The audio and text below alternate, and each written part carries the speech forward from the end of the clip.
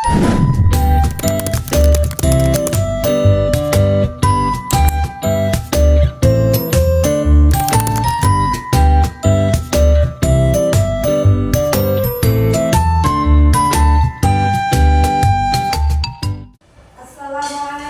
warahmatullahi wabarakatuh.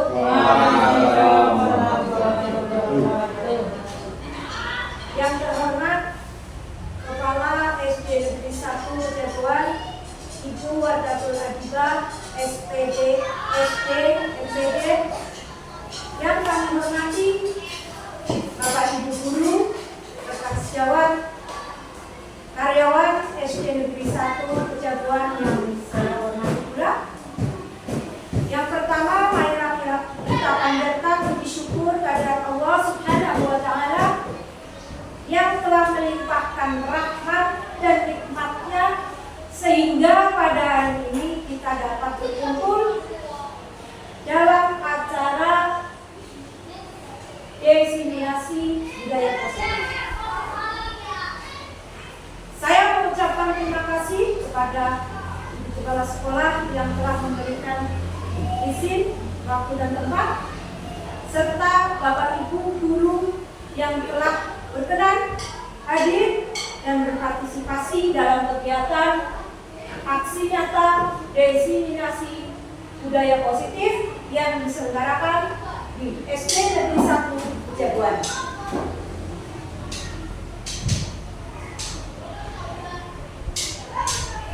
Salam guru penggerak, saya Endang Susmiati, calon guru penggerak angkatan 11 Kabupaten Kebumen.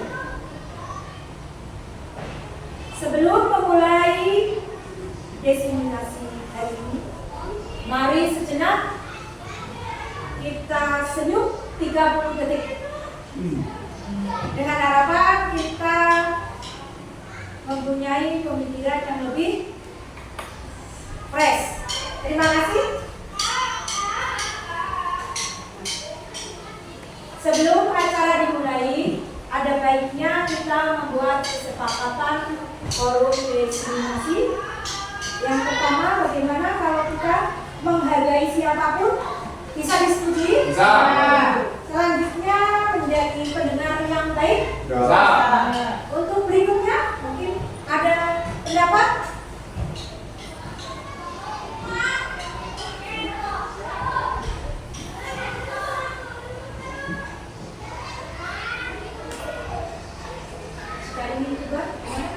Minta izin. Minta izin.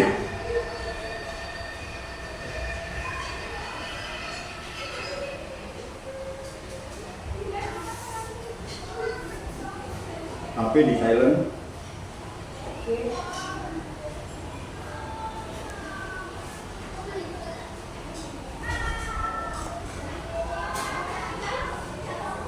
Saat bertanya angkat tangan dulu, Bu. Oke.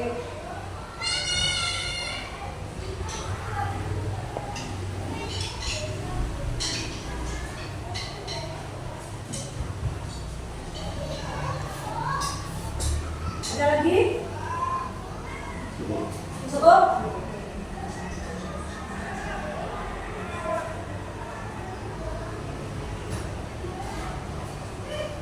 Baik.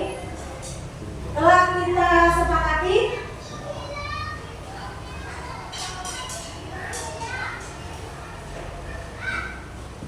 kesepakatan forum diskusi destinasi. 1. Menghargai siapapun. 2. Menjadi pendengar yang baik. 3. Izin saat keluar ruangan. 4. Handphone di silent. 5. Saat bertanya, angkat tangan. Terima kasih atas kesepakatan yang telah kita buat bersama. Selanjutnya, pada destinasi budaya positif akan kami sampaikan bahwa seorang guru yang baik harus memiliki kemampuan dalam mewujudkan budaya positif di sekolah. Budaya positif dapat dijalankan dengan menerapkan konsep-konsep inti seperti ini nanti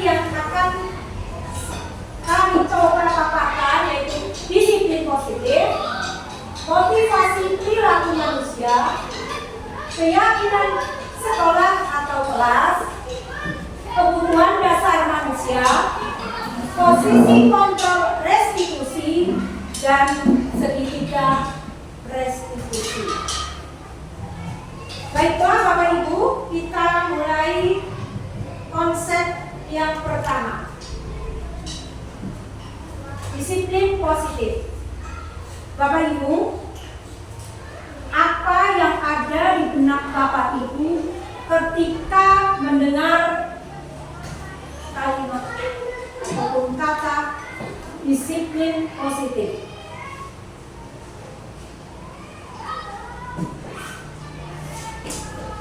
Pak Vero? Taat. Ya. Bu Ani, pembiasaan yang baik. Bagus. Ibu Endah? Melakukan suatu kegiatan yang bersifat positif.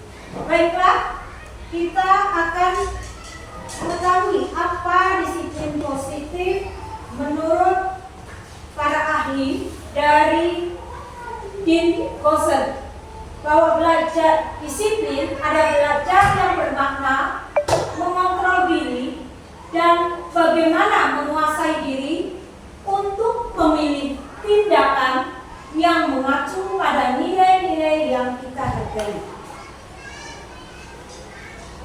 Dari pendapat Ki Hajar Dewantoro, bahwa disiplin itu di mana ada kemerdekaan, di situ harus ada disiplin yang kuat. Sungguh disiplin itu bersifat self-disiplin, yaitu kita sendiri mewajibkan dengan sekeras-kerasnya. Dan peraturan yang sedemikian itu harus ada di dalam suasana yang merdeka. Artinya bahwa disiplin itu sebagai pendidik, tujuan kita adalah menciptakan anak-anak yang memiliki disiplin. Disiplin itu datangnya dari diri, sehingga mereka dapat memiliki disiplin positif yang lebih ke arah disiplin diri, yang dapat mengontrol diri dalam melakukan segala tindakan. Selain itu, disiplin juga dapat membuat murid memahami dan menyadari berdasarkan motivasi internal, bukan akibat paksaan, pujian, ataupun hukuman.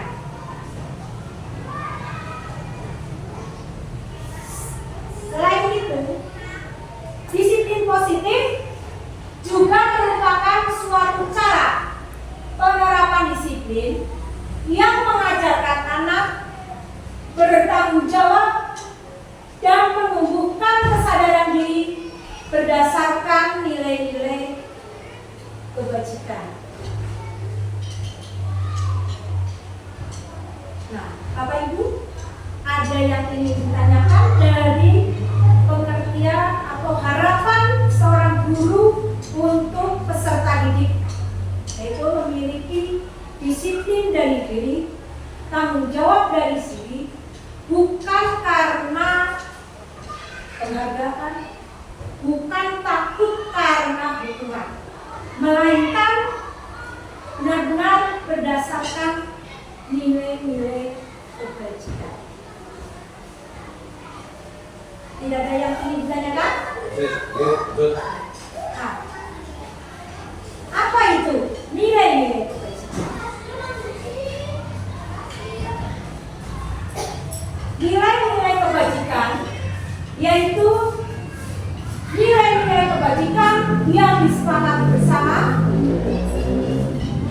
lepas dari suku bangsa, agama, bahasa, maupun latar belakang. Artinya nilai kebajikan itu memang benar-benar diterima oleh semua pihak.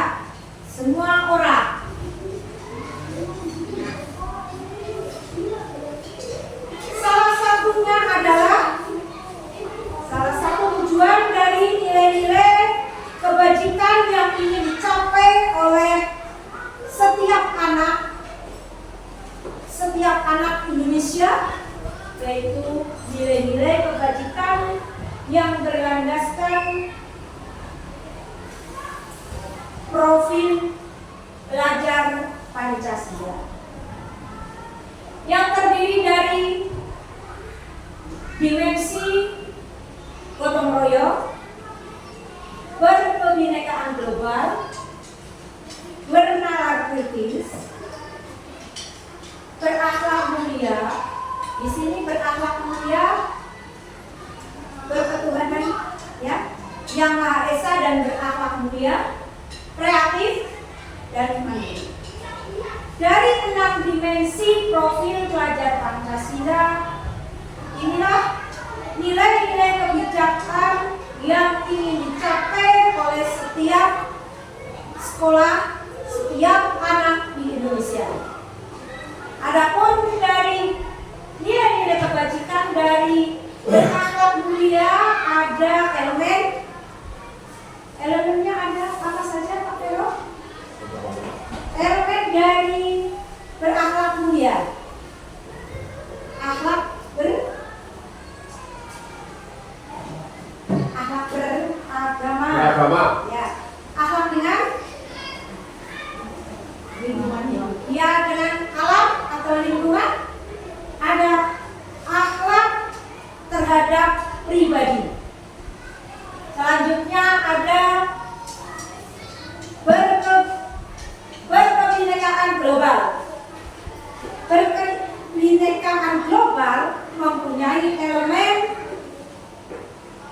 ada gotong royong, ada dari list, mungkin satu saja.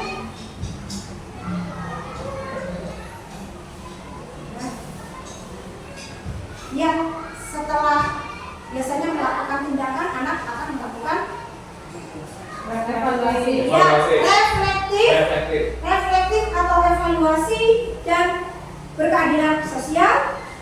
Selanjutnya ada gotong royong. Gotong royong itu kerjasama atau kolaborasi. Bagus, Pak Vero. Terus kalau ada yang sakit, itu kebijakannya adalah kepedulian atau empati. Selanjutnya ada dimensi mandiri. Di dalam dimensi mandiri ada elemen kebijakan, yaitu ada tentang kesadaran diri, mandiri, pemahaman terhadap kekuatan diri sendiri. Selanjutnya ada kreatif.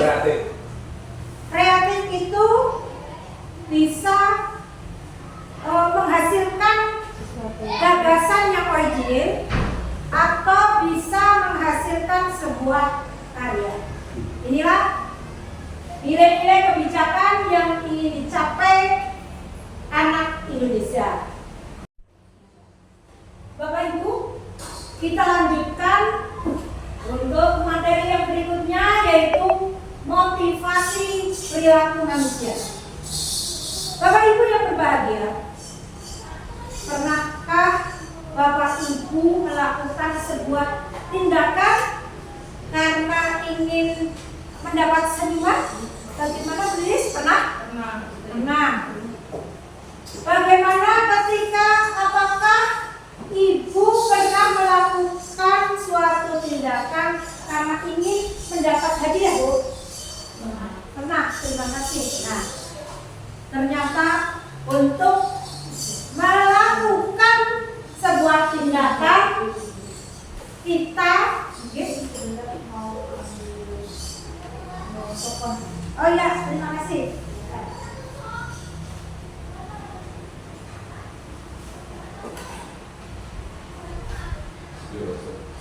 Selanjutnya, bahwa tadi kita sudah mendengar bahwa Ibu Riris pernah melakukan sebuah tindakan karena ingin mendapat senyuman. Dan Bu Endar pernah melakukan tindakan karena ingin mendapat hadiah, ya. Salam sehat sih. Iya, terima kasih. Itu adalah motivasi ketika melakukan sebuah tindakan. Nah, di sini ada 3 motivasi perilaku manusia. Yang pertama, untuk menghindari ketidaknyamanan atau hukuman. Seperti mungkin ketika kita memakai helm, bisa jadi motivasi Biar tidak ketilang. biar tidak mendapat hukuman atau tilang. Betul. Selanjutnya, untuk mendapatkan imbalan atau penghargaan dari orang lain. Contohnya, ketika kita melakukan tindakan mengikuti lomba, ya, itu motivasi terbesar adalah ingin mendapatkan juara, penghargaan dari orang lain. Nah, berikutnya ada motivasi melakukan tindakan karena untuk menjadi orang yang mereka inginkan dan menghargai diri sendiri dengan nilai-nilai yang mereka percaya. Contohnya ketika Pak Vero datang ke sekolah, datang tepat waktu karena kesadaran diri, tidak mengharap penghargaan, juga karena tidak takut karena adanya hukuman. Itu adalah salah satu contoh karena mereka menghargai diri sendiri dengan nilai-nilai yang mereka percaya. Bapak Ibu, itulah tadi 3 motivasi perilaku manusia. Motivasi dalam melaksanakan sebuah aturan. Dalam melaksanakan sebuah aturan, ada yang sudah melaksanakan dengan tertib. Namun ada kalanya anak-anak melanggar aturan. Nah, dalam menangani suatu pelanggaran, ada yang berbentuk hukuman, konsekuensi, dan restitusi. Dari ketiga penanganan pelanggaran peraturan, apakah ada bedanya atau ada persamaannya? Nah, baiklah Bapak Ibu, untuk mengetahuinya, baik kita cermati tabel persamaan ataupun perbedaan dari hukuman, konsekuensi, dan restitusi. Baik, kita lihat dari identitas gagal, ya, karena motivasi takut dengan sebuah hukuman itu sesuatu yang menyakitkan harus terjadi. Artinya ketika tindakan itu ada pelanggarannya, maka ada sesuatu yang menyakitkan harus terjadi dari sebuah pelanggaran hukuman, pelanggaran aturan, maka akan dihukum. Selanjutnya ada konsekuensi, sesuatu yang harus terjadi. Ada restitusi. Restitusi itu merupakan pilihan dari diri sendiri. Ada tidak nyaman untuk murid atau anak dalam jangka waktu yang panjang. Kalau konsekuensi tidak nyaman untuk murid, tetapi dalam jangka waktu yang pendek. Ada restitusi, menguatkan untuk murid dalam jangka waktu yang panjang. Berikutnya ada korban mendapatkan keadilan. Konsekuensi, korban bisa diabaikan. Kalau restitusi, korban mendapatkan ganti. Berikutnya ada murid akan tersakiti. Murid atau anak dibuat tidak nyaman. Murid yang restitusi akan mendapat penguatan.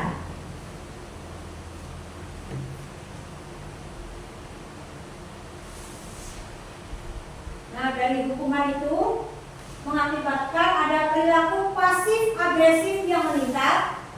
Kalau konsekuensi penguatan hanya bertahan dalam jangka waktu yang pendek. Kalau restitusi, masalah akan terpecahkan. Selanjutnya, sistem tidak akan berjalan bila murid tidak takut. Konsekuensi memerlukan monitoring dan supervisi terus-menerus dari guru. Dan restitusi, murid belajar bertanggung jawab untuk perilakunya. Berikutnya, untuk hukum itu berlaku hanya pada sebuah institusi, tidak berkelanjutan pada kehidupan nyata. Konsekuensi membantu penerapan mengikuti peraturan dalam masyarakat. Restitusi fokus pada pemecahan masalah dalam jangka waktu yang panjang.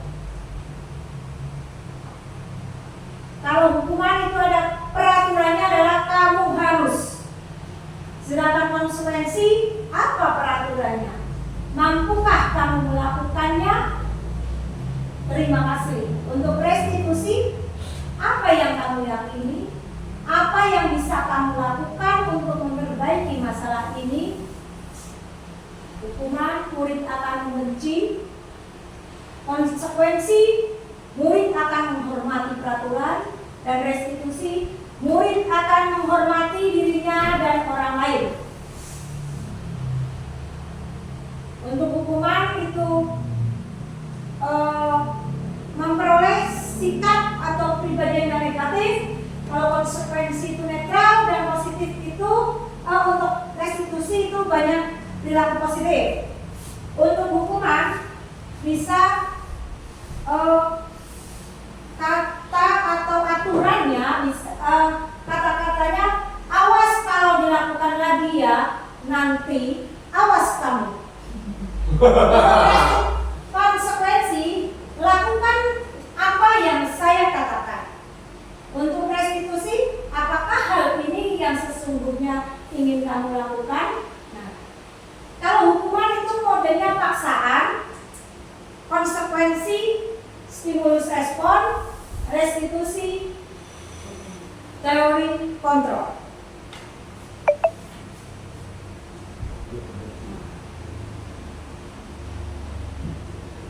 Sekarang mari kita mencoba untuk menjawab pernyataan berikut. Ini termasuk hukuman ataukah konsekuensi? Yang pertama, mencatat 100 kali di dalam buku kalimat saya tidak akan terlambat lagi karena terlambat ke sekolah. Ini hukuman. Hukuman. Ya. Betul. Berikutnya, lari mengelilingi lapangan basket 2 kali karena terlambat hadir di sekolah. Hukuman. Nah, selanjutnya, membersihkan coretan yang dibuat di meja tulis. Konsekuensi. Murid diminta untuk push up 15 kali karena tidak menggunakan masker ke sekolah. Hukuman. Menggantikan kertas tugas teman yang telah dicoret-coret. Konsekuensi. Berjemur di lapangan basket pukul 12 siang karena mengobrol dengan teman. Hukuman. Murid diminta bertelanjang kaki sepanjang hari karena tidak menggunakan sepatu warna hitam sesuai peraturan sekolah. Hukuman. Berdiri di depan kelas sambil mengangkat kaki satu karena tidak bisa menjawab pertanyaan. Hukuman. Membersihkan tumpahan air di meja tulis karena tersenggol pada saat belajar. Konsekuensi. Bapak Ibu ternyata telah memahami apa itu hukuman dan konsekuensi. Bapak Ibu yang berbahagia, sebelum kita lanjutkan ke keyakinan sekolah dan kelas, sejenak kita kita memberi semangat untuk diri kita sendiri. Mungkin ini bisa diterapkan di pembelajaran Bapak Ibu. Nah, saya perkenalkan tepuk dangdingdung. Pertama, ke kanan dulu. Tepuk dangdingdung. Da, ding, dung, dangdingdung. Itu anak-anak biasanya suka. Mari Bapak Ibu, sejenak kita rehat.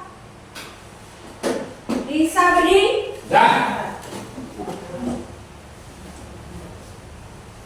Ke kanan dulu ya Bapak Ibu. Sini kiri. Ye.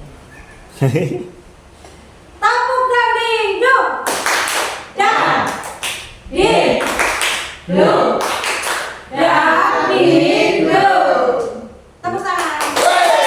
Ulangi, Bu, ulangi. Oke. Terima kasih. Ini tadi salah satu bentuk penyegaran untuk anak-anak kita ketika kita melihat anak-anak sudah terlihat kurang fokus atau mungkin ada yang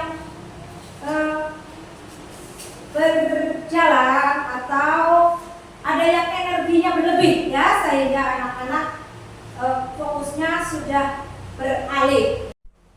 Bapak Ibu, sebelum kita melanjutkan ke keyakinan sekolah atau kelas, Bapak Ibu, izinkan saya bertanya. Mengapa ketika kita mengendarai sepeda motor, kita memakai helm? Untuk melindungi kepala. Untuk melindungi kepala. Ya, artinya kita demi keselamatan. Selanjutnya, mengapa kita juga harus memakai masker saat berkendara? Dari debu. Ya, agar debu tidak masuk ke tubuh kita. Artinya itu berhubungan dengan keselamatan. Ya, Bapak Ibu, tadi tentang keselamatan dan kesehatan, itulah yang kita namakan tentang keyakinan. Artinya setiap orang bisa menerima bahwa itu adalah berhubungan dengan kesehatan dan keselamatan. Bapak Ibu, untuk memahami keyakinan atau keyakinan sekolah atau kelas, mungkin kita selama ini sudah membuat tentang kesepakatan kelas atau peraturan kelas, Nah, di sini apakah mungkin Bapak Ibu ada yang mengetahui apa perbedaan keyakinan kelas dengan peraturan kelas? Ada yang sudah tahu? Pak Vero sudah tahu? Bu Ani? Belum juga. Oke. Kalau keyakinan sekolah itu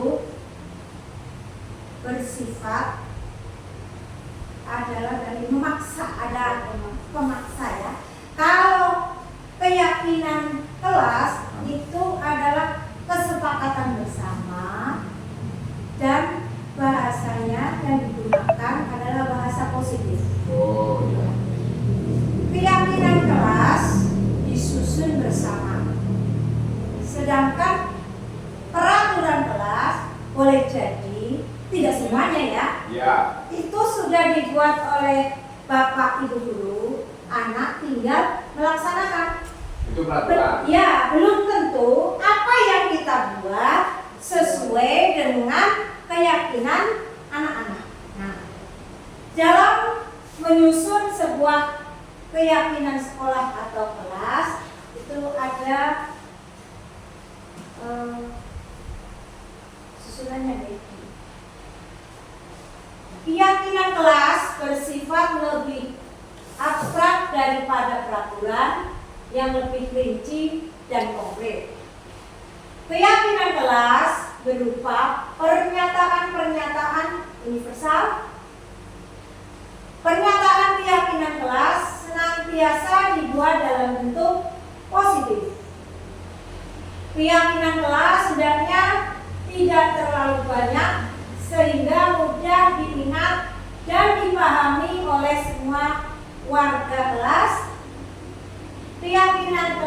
sebaiknya sesuai yang dapat diterapkan di lingkungan kelas.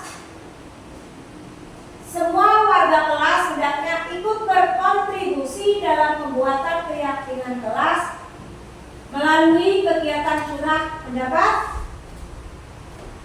Selanjutnya, bersedia meninjau kembali keyakinan kelas dari waktu ke waktu. Nah, jadi ketika prosedur pembuatan keyakinan kelas dimulai dari diskusi bersama. Anak-anak menuliskan, mulailah dari kata-kata peraturan kelas. Anak-anak menuliskan gagasan mereka tentang aturan di kelas.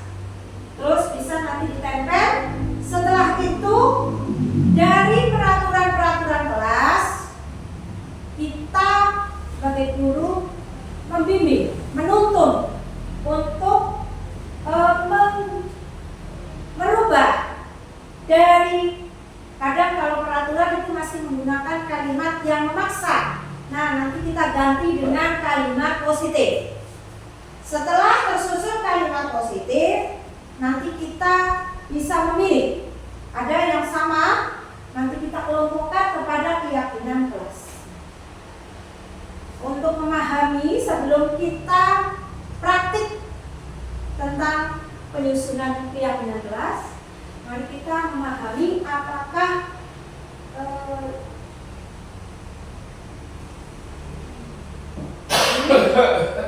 ada nilai-nilai kebajikannya. Kalau tadi kan keyakinan kelas itu sampai dari kalimat positif, kita tuntun untuk sampai ke keyakinan kelas dengan menggunakan nilai kebajikan. Contohnya yang pertama, kembalikan barang ke tempatnya. Nilai kebajikannya itu apa? Bapak Ibu. Berarti disiplin atau menghargai? Kembalikan, berarti disiplin.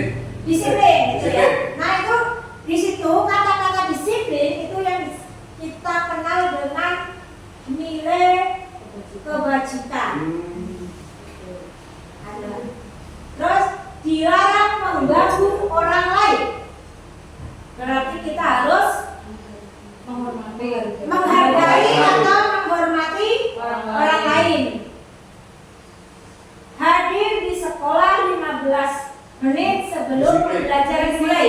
Disiplin itu sama dengan kembalikan barang ke tempatnya. Dilarang melakukan kekerasan. Tadi sama dengan yang tadi. Menghargai orang lain. Dilarang menggunakan narkoba. Berarti itu untuk tubuh kita berkaitan dengan kesehatan. Betul sekali Bu Lilis. Bergantian atau menunggu giliran. Ini kebajikan. Disiplin. Dilarang merokok. Kesehatan. Menggunakan masker. Kesehatan. Itu adalah nilai-nilai kebajikan yang kita yakini semua orang setuju ya, bahwa merokok itu mengganggu kesehatan. Semua orang mengakui ya. Itu yang disebut dengan nilai-nilai kebajikan universal. Artinya semua orang bisa menerima dari golongan manapun. Kalau memakai helm berarti nilai kebajikannya disiplin dan keselamatan. Nah itu nilai-nilai kebajikan secara universal. Baik Bapak Ibu, mari kita memperagakan bagaimana kita membuat keyakinan kelas. Dimulai dari yang pertama, kita diskusi dengan murid-murid kita. Murid-murid untuk menuliskan aturan-aturan yang kita buat, yang ingin kita buat di kelas kita. Mohon bantuannya Bapak Ibu bisa menuliskan ya. Ya, peraturan menggunakan protokol tadi. Berarti yang peraturan kelas ya? Peraturan sama apa?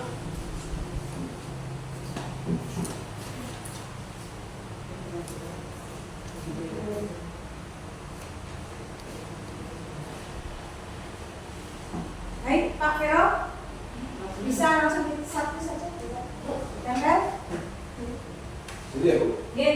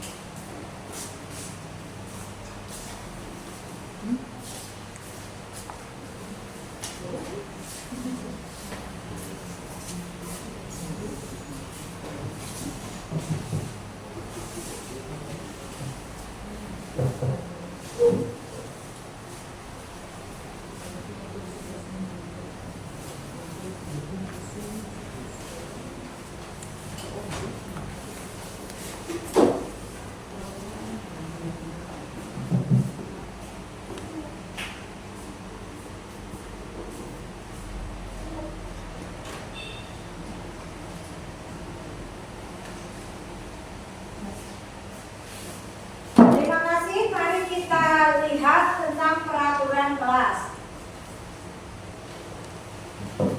Langsung dua saja ya. Kita bacakan. Dilarang tidur di kelas. Kalau kita ganti dengan kalimat positifnya, Tidak tidur di kelas. Jangan ada kata-kata tidaknya gitu. G. Mendengarkan penjelasan guru. G. Ayo, bisa ada lagi? Dilarang tidur di Tidak kelas. boleh ada kata-kata itu loh Pak. Tidak boleh kata tidak boleh, dilarang kayak gitu. Aku tidur itu. Tidur. Biar kita tenang kelas. Semangat dalam belajar. Membuka mata ketika di kelas. Semangat. Dalam belajar. Berikutnya, jika piket harus datang lebih awal. Berarti Datang lebih awal ketika Datang lebih awal. datang ke sekolah lebih awal. Ya. Datang ke sekolah lebih awal. Tepat waktu atau gitu? Ya. Datang ke sekolah Karena piket. oh ya, Di awal. lebih awal. Ini ya Bu? G. Ada kalimat piket. Tidak usah lebih awal. Datang lebih awal. Datang ke sekolah lebih awal.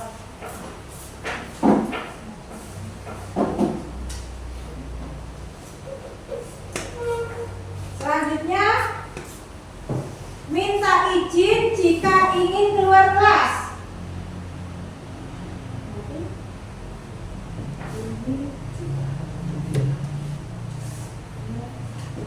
Berarti izin jika ada kepentingan ya.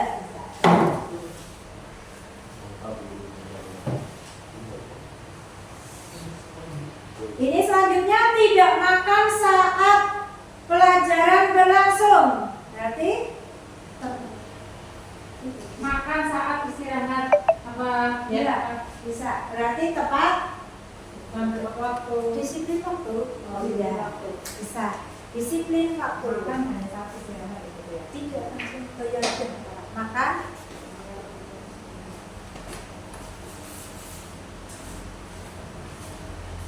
Sebelah dulu. Oke.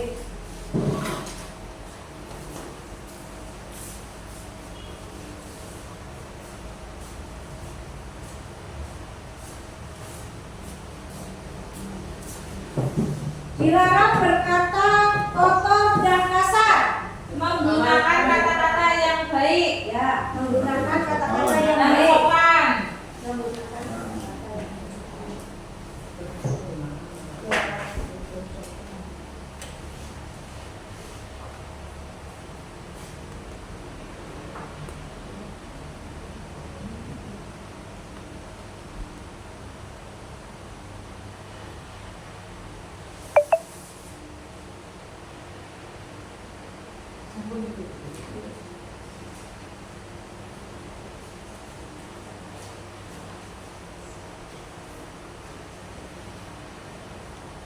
Bapak Ibu, dari hasil diskusi anak-anak, nanti kita akan menemukan ada tadi tentang peraturan kelas yang masih menggunakan kalimat negatif, dilarang, tidak. Selanjutnya anak-anak kita tuntun untuk menghasilkan kalimat yang positif. Di sini ada semangat dalam belajar supaya tidak ngantuk. Berarti kita bisa membuat keyakinannya apa kata-katanya? Semangat belajar. Bisa jadi di sini semangat belajar.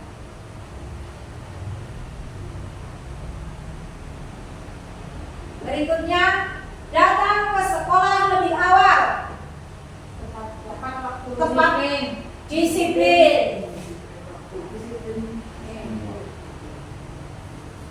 Disiplin. Izin jika ada kepentingan. Itu masuk dengan disiplin. Disiplin. Makan hanya saat istirahat. Disiplin. Menggunakan kata-kata yang baik, berarti sopan atau sopan santun ya. Sopan santun. Dari peraturan kelas, kalimat yang positif, kita akan menghasilkan keyakinan kelas. Nah, dari situ kan nanti pada saat kalimat-kalimat positif nanti akan terkelompokkan menjadi keyakinan kelas. Dan bekerja sama, bersikap baik, ramah dan santun. Dari keyakinan kelas dapat kita lihat tidak ada kata-kata negatif, lebih kepada kata-kata positif yang sifatnya memberi motivasi. Jadi kita di sini memberikan motivasi kepada anak untuk melakukan sebuah tindakan perbuatan yang positif. Dimulai dari keyakinannya bahwa kalimat-kalimatnya sudah memotivasi anak.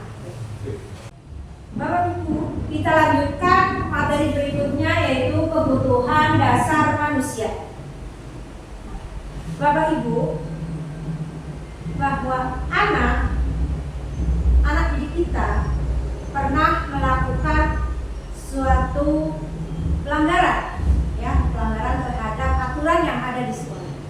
Nah, pada dasarnya bahwa ketika anak melakukan sebuah pelanggaran, sebetulnya ada kebutuhan dasar dari anak tersebut yang tidak terpenuhi.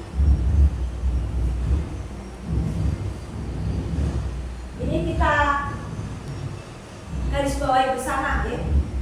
Ketika seorang murid melakukan suatu perbuatan yang bertentangan dengan nilai-nilai kebajikan atau peraturan yang ada, itu sebenarnya karena mereka gagal memenuhi kebutuhan dasar.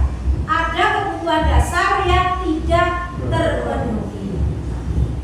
Mari kita lihat Bapak Ibu, apa saja kebutuhan dasar manusia. Menurut William Gosson, ada 5 kebutuhan dasar manusia. Yang pertama, bertahan hidup atau survival, kasih sayang dan rasa diterima, penguasaan, kebebasan dan kesenangan. Mari kita cermati. Kita ada studi kasus.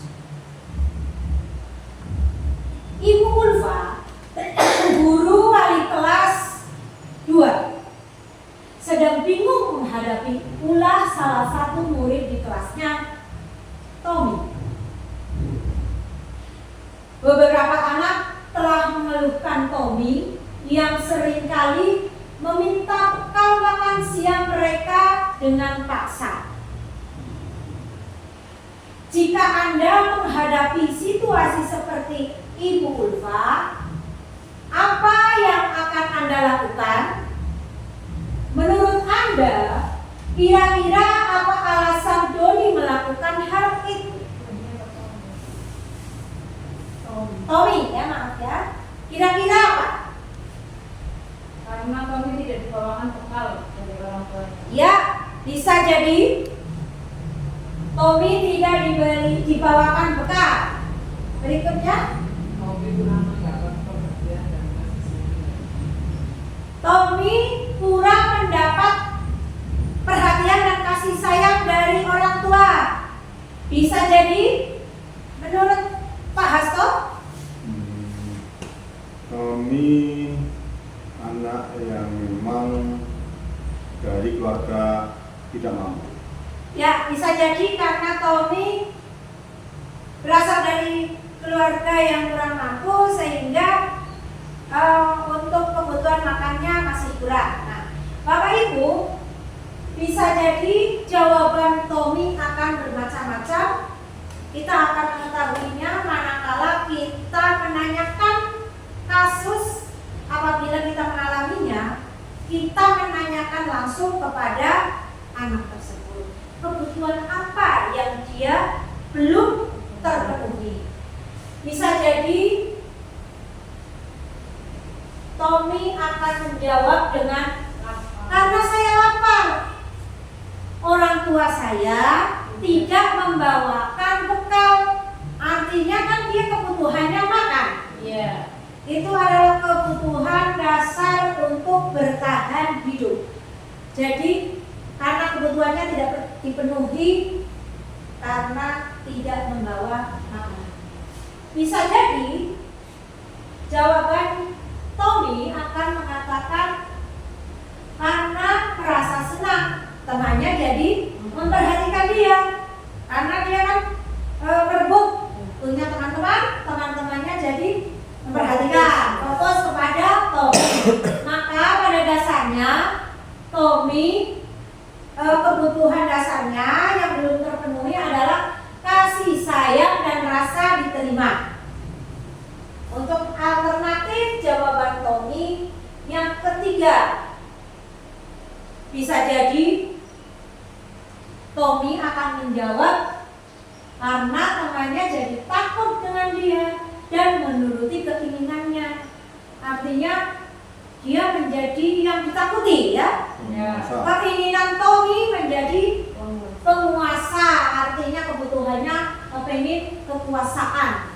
Anak-anak menjadi takut dan nurut kepada Tommy. Bisa jadi Tommy akan menjawab karena makanan yang dibawakan oleh orang tuanya itu saja, macamnya hanya itu, artinya dia merasa bosan. Tommy membutuhkan kebebasan, keanekaragaman makanan. Itu kebutuhan akan kebebasan Tommy tidak terpenuhi. Atau dapat juga Tommy memberikan alasan karena iseng saja, menikmati ketika temannya disakiti. Kalau bahasanya SMS ya, senang melihat teman sakit. Nah itu Tommy kebutuhannya adalah hanya kesenangan. Dari kebutuhan dasar apa yang tidak terpenuhi oleh anak-anak kita ketika melakukan suatu pelanggaran dari nilai-nilai kebajikan, maka kita sebagai guru akan mengetahui tindakan apa yang seharusnya kita lakukan untuk memenuhi kebutuhan dari anak didik kita yang tidak terpenuhi. Nah, disinilah kita akan melakukan tindakan, ya. Dalam melakukan tindakan itu ada posisi dalam menangani sebuah pelanggaran. Itu posisi kontrol restitusi. Bapak Ibu yang berbahagia, nah, dari materi yang sebelumnya tentang kebutuhan dasar manusia ketika anak melakukan sebuah pelanggaran, kita sudah mengetahui kebutuhan dasar apa yang tidak terpenuhi, maka kita akan mengetahui bagaimana cara memenuhi kebutuhan yang tidak terpenuhi. Nah, di sini kita ada posisi kontrol restitusi. Posisi kontrol restitusi itu artinya dalam menangani pemenuhan kebutuhan anak itu, caranya itu bagaimana? Ada 5 posisi kontrol. Ada penghukum, pembuat rasa bersalah, ada teman, ada pengamat, dan yang terakhir ada manajer. Baik Bapak Ibu, untuk memberi pemahaman tentang posisi kontrol, mari kita saksikan sebuah video.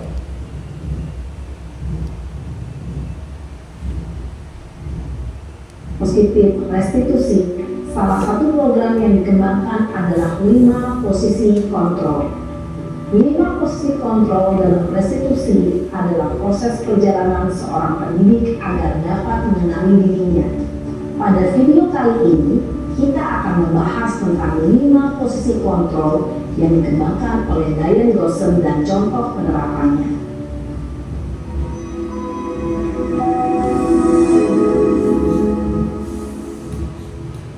5 posisi kontrol itu adalah 1.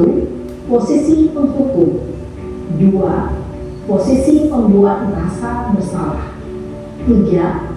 Posisi teman, 4. Posisi pemantau atau monitor, dan 5. Posisi manajer. Untuk lebih memahami kelima posisi tersebut, mari kita saksikan kasus Naren yang terlambat hadir 20 menit di sekolah dan melihat bagaimana kelima posisi kontrol dalam menghadapi masalah tersebut.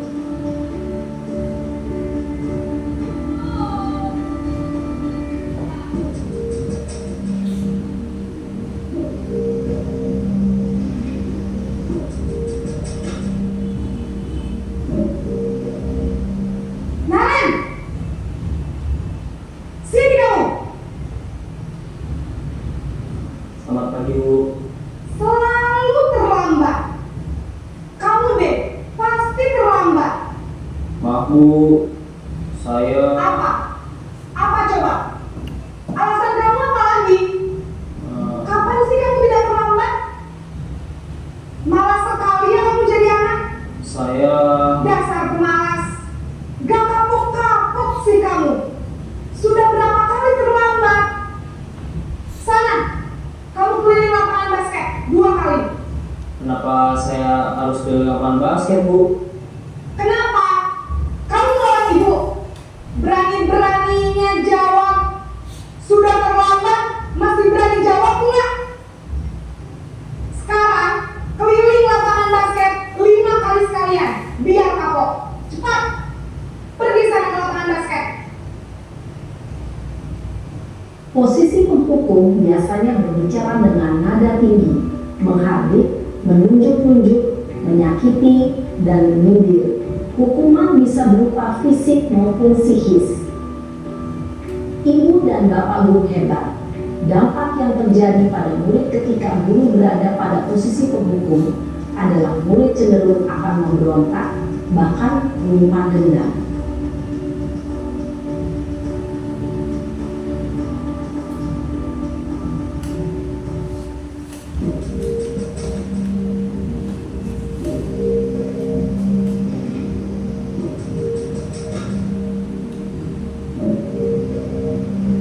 Naren,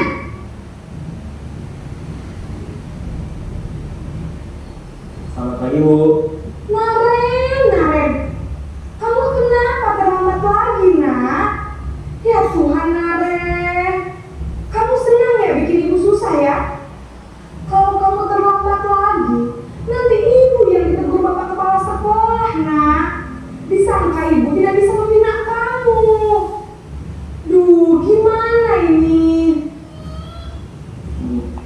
Maaf Bu. Duh Gusti Naren. Kamu suka ya kalau ibu tegur bapak kepala sekolah? Terus, sekarang ibu harus tulis apa yang di buku absen? Ini kamu sudah sering terlambat loh. Ibu harus apa coba? Maaf Bu. Maaf sekali. Ya sudah, lain kali jangan bikin ibu susah lagi ya nak ya. Ibu tidak akan kuat lagi kalau kamu begini terus. Bisa jantungan kalau ibu ditegur bapak kepala sekolah. Sana cepat ke kelas. Maaf ya Bu. Maaf sekali. Posisi pembuat rasa bersalah berbicara dengan nada tenang, cenderung lembut. Namun kata-kata yang diutarakan membuat murid merasa menjadi orang yang gagal, memandang buruk dirinya sendiri, merasa tidak berharga, dan tidak sanggup membahagiakan orang lain. Ketika guru mengambil posisi pembuat rasa bersalah, murid akan menganggap dirinya yang bersalah dan ia akan menyimpan emosi negatif tersebut di dalam dirinya.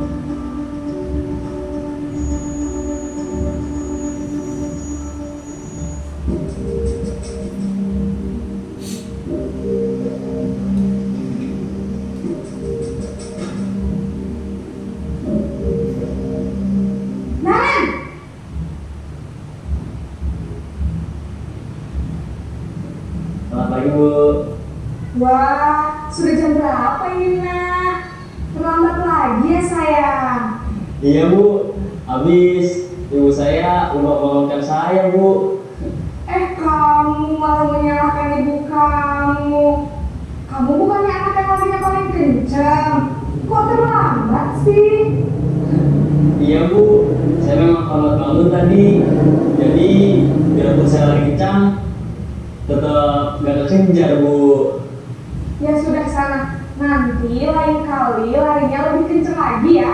Biar gak terlambat lagi. Bikin senang ibu. Demi ibu. Bisa kan? Bisa Bu. Ya sudah sana masuk kelas.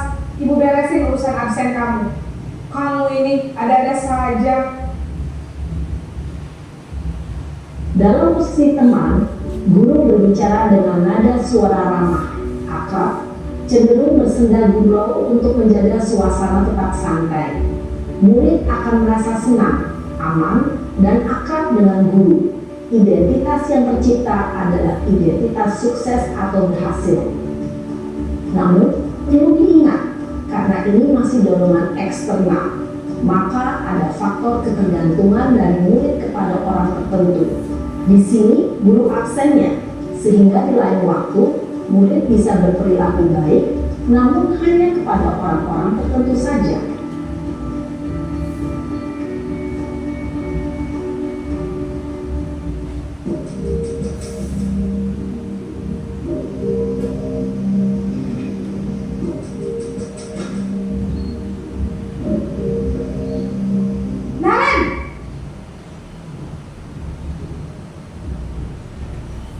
Selamat pagi Bu.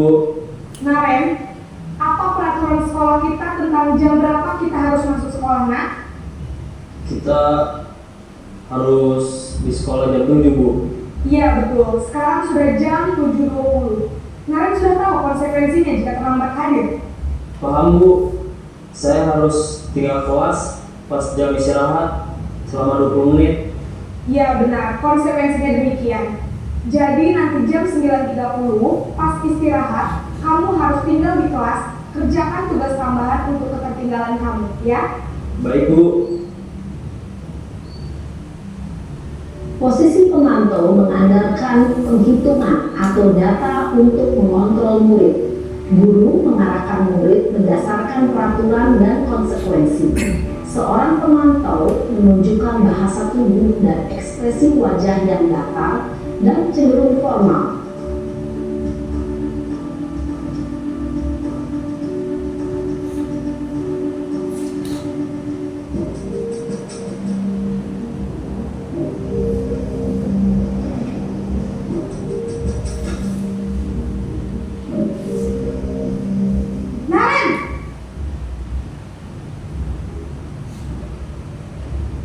Selamat pagi Bu. Selamat pagi Naren.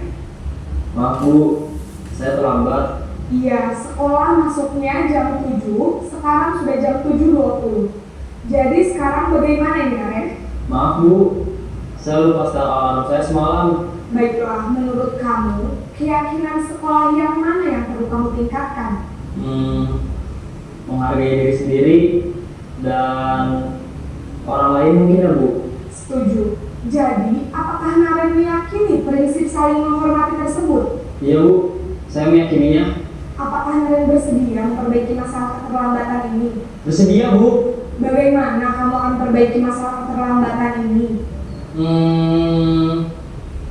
Saya akan coba untuk tidak lupa menyetel alarm saya Bu.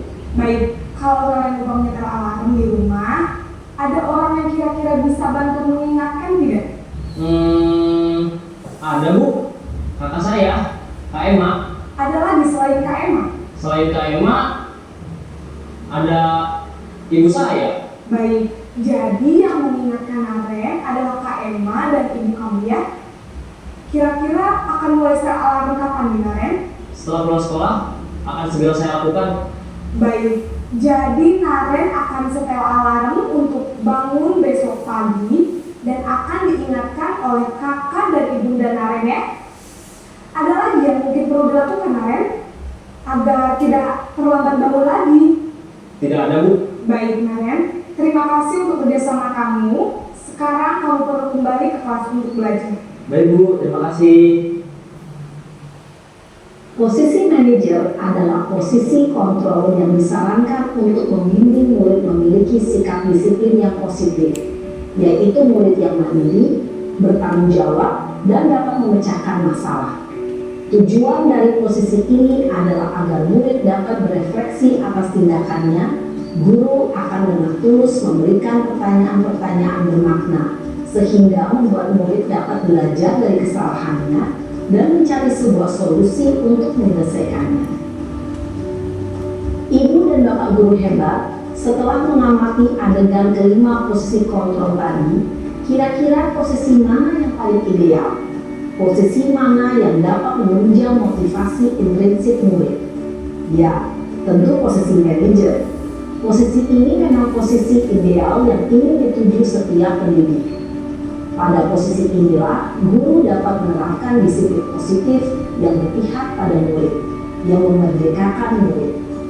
Perjalanan seorang pendidik tentunya tidak mudah untuk sampai pada posisi seorang manajer.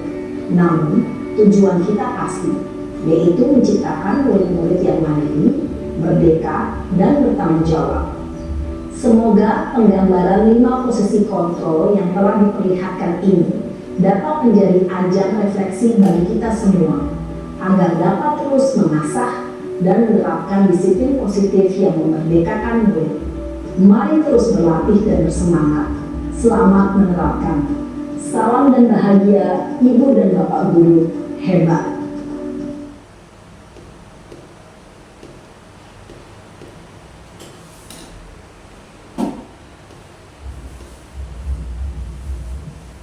Bapak Ibu Guru yang saya hormati, tadi setelah kita mengamati video dari kasus Naren, ternyata ada 5 posisi kontrol restitusi, yaitu guru sebagai penghukum, guru sebagai pembuat merasa bersalah, guru sebagai teman, guru sebagai pemantau, dan guru sebagai manajer. Dari kasus Naren dapat kita ambil pelajaran bahwa kita sebagai pendidik disarankan untuk menjadi posisi manajer ketika kita menghadapi permasalahan yang ada pada anak didik kita, dengan tujuan agar anak dapat dengan kesadaran diri memperbaiki kesalahan, sehingga anak dapat memperoleh atau dapat memperoleh perilaku yang lebih kuat, perilaku positif yang lebih kuat. Bapak Ibu Guru hebat, dari kasus Naren kita sudah belajar untuk memposisikan pendidik sebagai dalam posisi manajer ketika menghadapi sebuah permasalahan. sini ada namanya segitiga restitusi. Apa itu segitiga restitusi? Segitiga restitusi adalah posisi bagaimana kita mengambil tindakan atau memperbaiki tindakan anak ketika melakukan sebuah kesalahan sehingga anak dapat kembali kepada kelompoknya dan memperoleh karakter yang lebih kuat. Adapun segitiga restitusi terdiri dari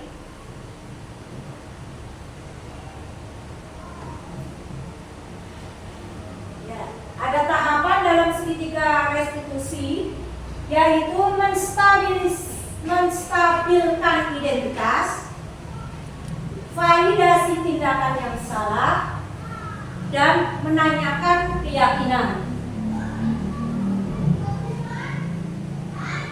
Tahapan dari menstabilkan permasalahan pada dasarnya itu berdasarkan prinsip bahwa berbuat salah adalah suatu pembelajaran. Menggeser identitas gagal ke identitas sukses.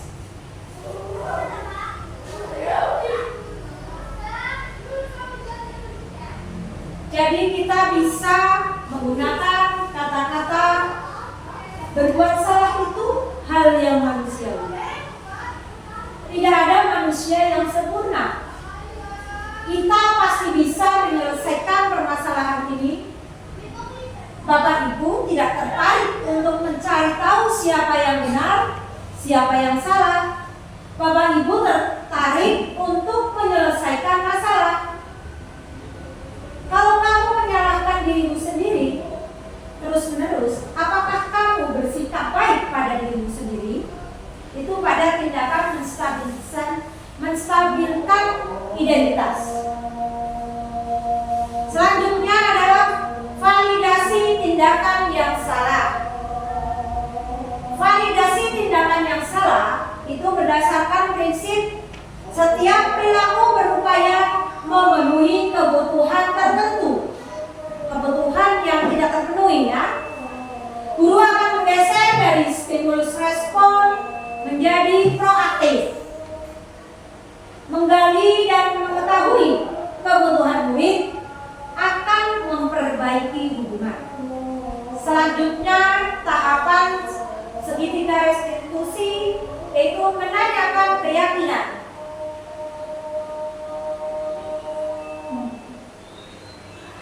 Menanyakan keyakinan di sini murid diberi pertanyaan-pertanyaan yang bermakna untuk memunculkan motivasi intrinsik, kesadaran diri. Murid mampu mengaitkan keyakinan dengan tindakan yang salah. Nah, Bapak Ibu, mari kita mengamati sebuah kasus. Kasus yang pertama, Ayu Komalasari, siswa kelas 4, pada saat mengikuti kegiatan ekstrakurikuler pramuka, ia tidak memakai seragam pramuka lengkap. Seragam yang tidak dipakai adalah setangan leher. Setangan lehernya masih basah karena baru dicuci.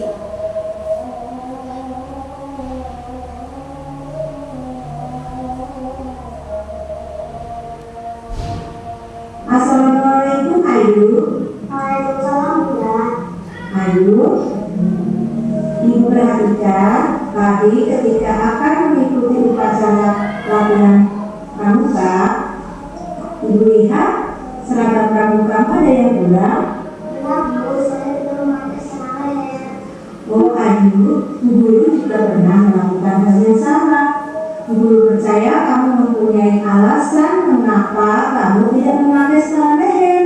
Maaf Bu, seragam leher saya masih basah Bu.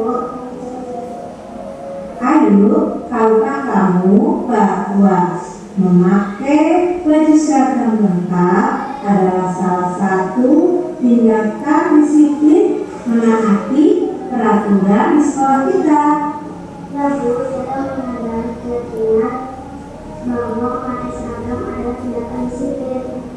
Baik Ayu, tahukah kamu bagaimana agar minggu depan ketika latihan pramuka kamu bisa memakai seragam lengkap? Tahu Bu, Caranya bagaimana? saya akan mengikuti setengah leher tidak mendekati hari latihan pramuka. Ya, terus? Setelah latihan pramuka, saya langsung cuci Bu. Oh iya, pintar. Nah, sekarang kamu kembali lagi ke latihan siaga. Tetap semangat ya Ayu. Ya Bu, terima kasih.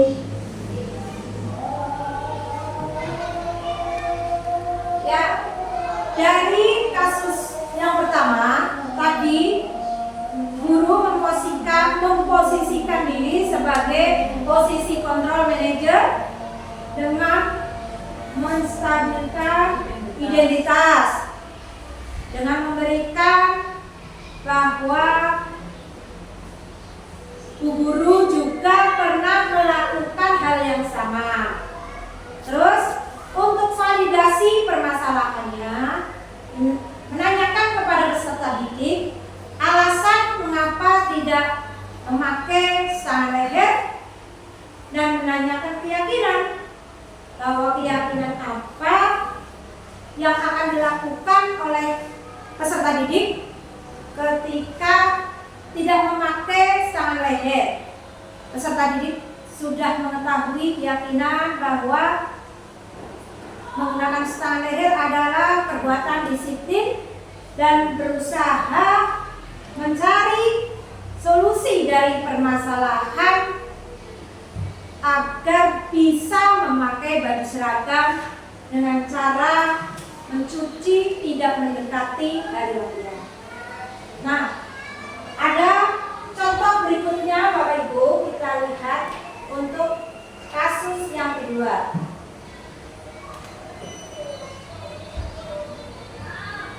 Dahlia dibully temannya dengan mengejek bahwa ayahnya bekerja sebagai tukang becak. Ia tidak terima dan marah, tidak dapat menahan emosinya.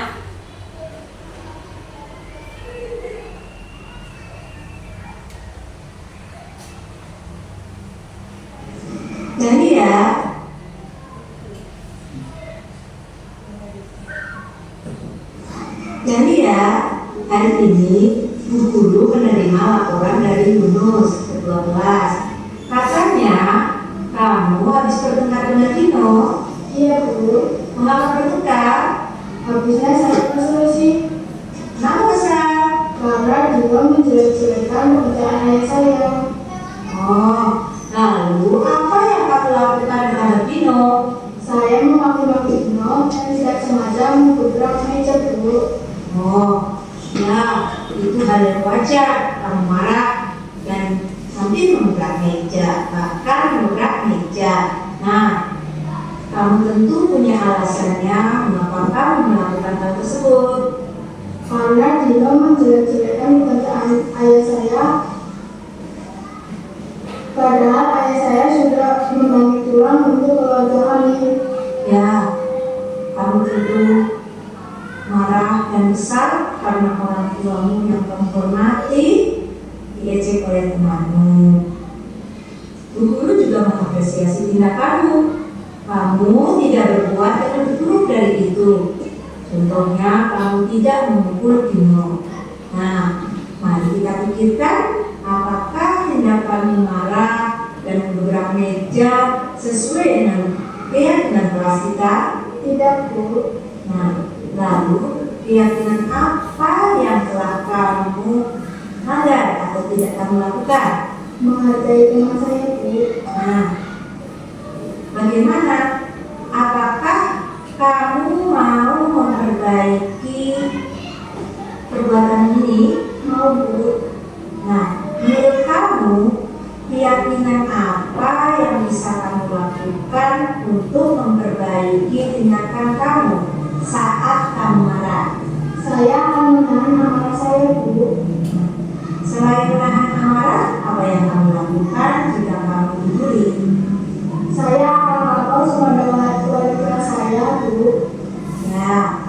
bagus. Tindakan yang kamu ajukan adalah tepat. Sekarang kembali ke kelas dan tetap semangat belajar ya nak. Ya Bu.